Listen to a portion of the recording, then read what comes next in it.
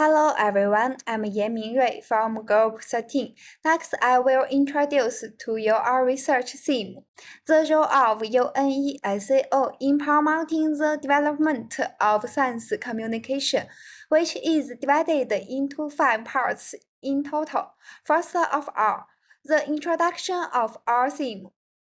Definition: the overall focus of our research is to examine how the United Nations Educational, Scientific and Cultural Organization UNESCO, as one of the world's key multilateral organizations, leads and promotes the development and application of science communication globally through policy formulation, resource support, collaborative platforms, and the advocacy of international cooperation.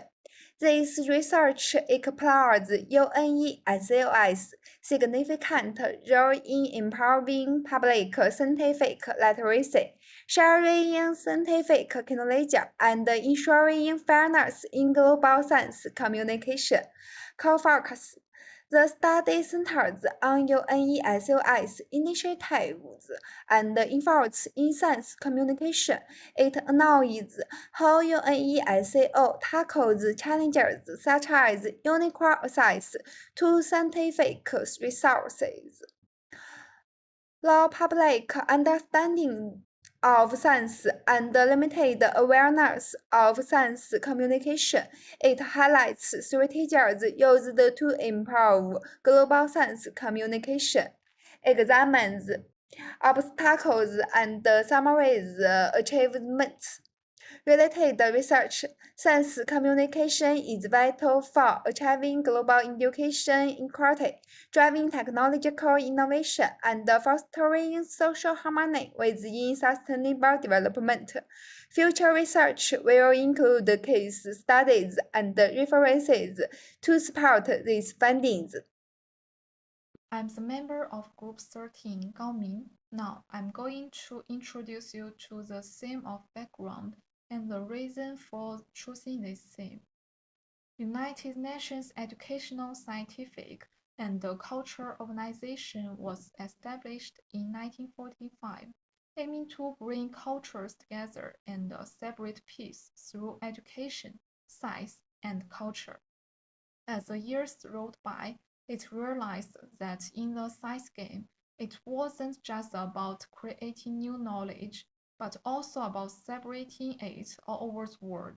I mean, if regular people don't get basic science, how are they going to be on board with things like getting behind nuclears or helping the Earth? So, the whole idea of science communication became a big deal. UNESCO started jumping into all sorts of projects to break down the walls between labs and the real world. With regard to the reasons for choosing this theme, first of all, UNESCO is like a global superhero. It can connect rich and poor countries, the scientists and ordinary people. It's like a big sharing season where everyone can swap their best science communication tricks. Then, nowadays, junk scientific information is everywhere.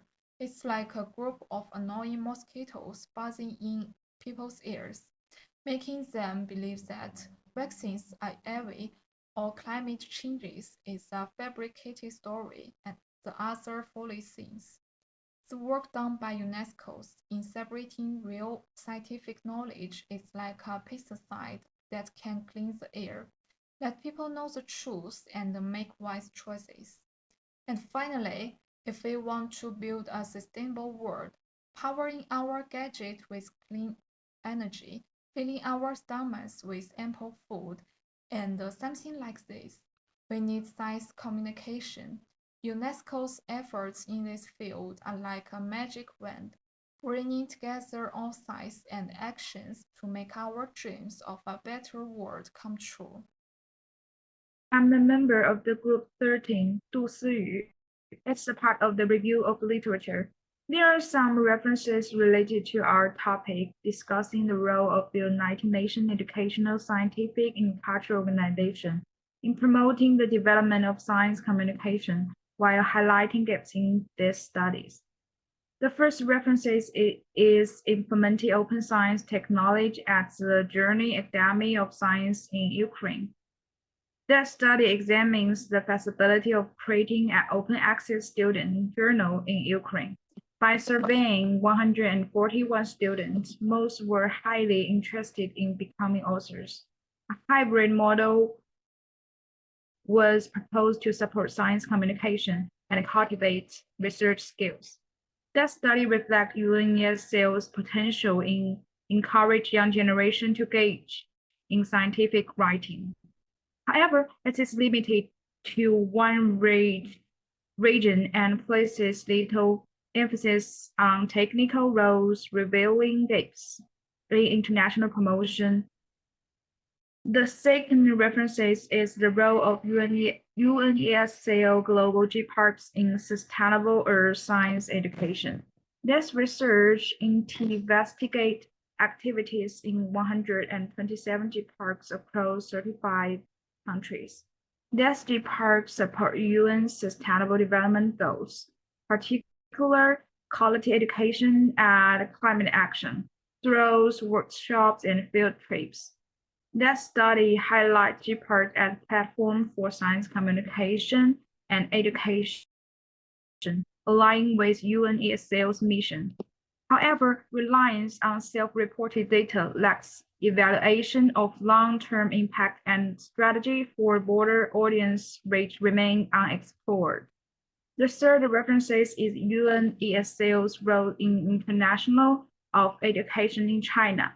This paper analyzed UNESCO's contribution to advising international education in China, such as high enrollment rates and leveraging digital platforms. It demonstrates the importance of science communication in educational equity and global collaborations. However, the study's regional focus limits its applicability to global science communication efforts. And the first reference is women's communication in the areas of media integration. The study of the women's themes at Short Film Festival. This research explores UNESCO's roles in promoting gender equality through media by analyzing forums and films discussions. While the study highlights media's contribution to amplifying women's voices, it leaves gaps in how science communication can advance gender equality, especially in science popularization. The final reference is UNESCO's recommendations for generative AI application in education. This study outlines 8 challenges and 7 actions recommendations for using generative AI in education, focusing on eliminating inequalities and biases. It reflects UNESCO's potential to harness technology for science communication. However, it does not address how GAI can enhance public understanding of science in non-educational fields. Hello everyone, my name is Chen Yayu. I'm the member of Group 13. Okay, now it's the second part of review of literature.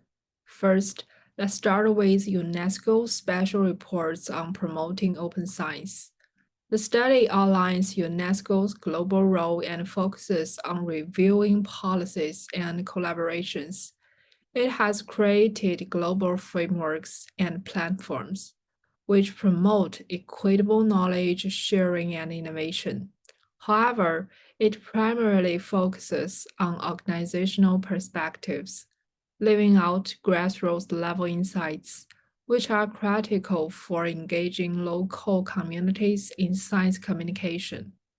Next, the Media and Information Literacy Alliance report demonstrates how UNESCO contributes to global media literacy through strategies, networks, and advocacy programs.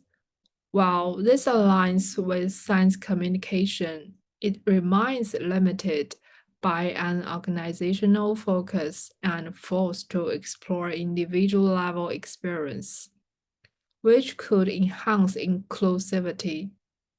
in science communication efforts.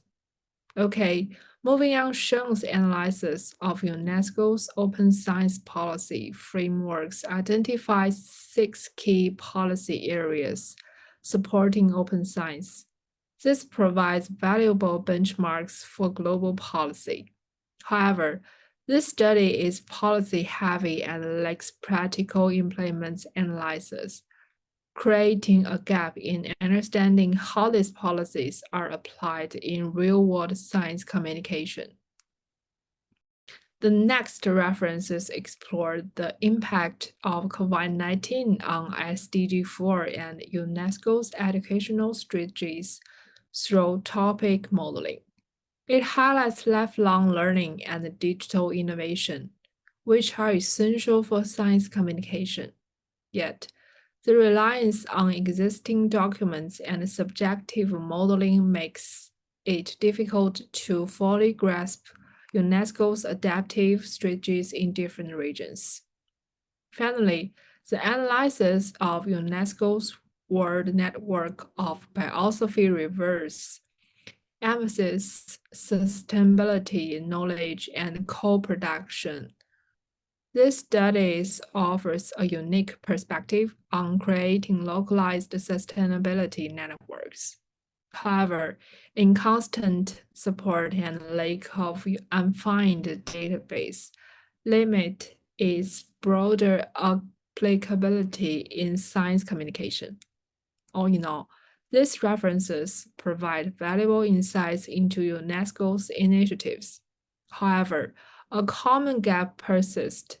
They often focus on organizational or policy level frameworks and overlook practical community level implements and engagement. This highlights the need for more inconclusive and actionable research to bridge the gap between global strategies and local realities in science communication. Hello, everyone. I'm the member of Group 13 currently. Here's the part of the problem statement. We have 4 main problems to focus on. First is role of UNESCO in contributing to science communication policy development. UNESCO, as an international organization, has policy guidance that has a significant impact on the science communication activities of its member countries. Studying the process and content of its policy, for example, recommendations, declarations, helps to understand the norms and priority of science communication globally, and how these policies address issues such as the unequal distribution of resources. The second problem is UNESCO's measures to support resources and capacity building in science communication. Science communication is often limited in developing countries and marginalized regions by a lack of resources. Exploring the financial, technical training, and instrumental support provided by UNESCO enables an analysis of its role and limitations in promoting equity in science communication globally. Here comes to the third problems, UNESCO's practice and effectiveness in enhancing public literacy in science. Public scientific literacy is an important goal of science communication. Examine how UNESCO promotes public understanding of and interest in science through educational programs, public events, and digital means allows for assessing the actual impact of its practices and exploring potential directions for improvement. And the last problem, UNESCO's response to challenges in science communication. Challenges to science communication, for example, scientific misinformation, low trust, and increasing in the era of globalization. Analysis of specific UNESCO response strategies, such as initiatives to combat disinformation or actions to increase transparency in science communication, could provide lessons for countries to address similar issues. And here are the references. That's all. Thank you for your listening.